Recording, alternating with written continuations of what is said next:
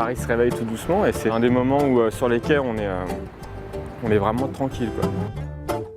L'île Saint-Louis, ça reste une zone vraiment intéressante parce qu'il y a beaucoup d'herbiers, il y a beaucoup d'algues qui se sont développées sur les bords et les berges ne sont pas tout aussi abruptes que ce qu'on peut trouver dans d'autres secteurs de Paris. Donc ce qui fait qu'on peut aussi aller chercher le poisson facilement. Si on est venu pêcher dans la Seine, c'est parce qu'on n'avait pas vraiment le choix. On était citadins et on était passionnés de pêche et on s'est dit zut, il y a une rivière qui passe dans notre ville, il faut absolument qu'on aille essayer, tenter notre chance. Ce qui est intéressant dans le street fishing justement, c'est qu'il n'y a pas de préparation comme les pêches justement traditionnelles comme la pêche au cou ou la pêche à la carpe.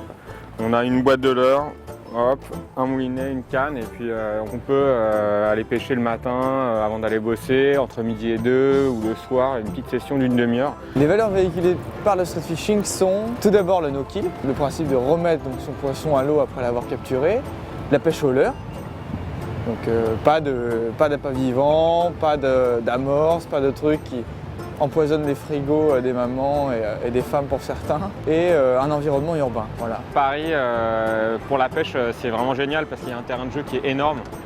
Enfin, voilà déjà la Seine qui traverse Paris, 2 îles, même 3 avec l'île aux Cygnes, le canal Saint-Martin, et tout ça c'est voilà, un terrain de jeu qui évolue selon la saison, le temps. Jolie perche derrière, il y en a plein. Dans la Seine, on va trouver vraiment une grande variété de poissons qui s'est vraiment développée dans le temps puisqu'il y a plus de poissons maintenant qu'il y a 50 ans dans la Seine, il faut le savoir, en termes de variété de poissons. Et nous, en tant que pêcheurs, c'est ce qu'on remarque et c'est ce dont on est les témoins tous les jours. Donc le poisson emblématique de la Seine, c'est la perche, parce que voilà, ce matin, on a déjà attrapé 3-4 perches, peut-être 5 perches. Le brochet qui est en raréfaction et dont la place a été prise en fait par le silure.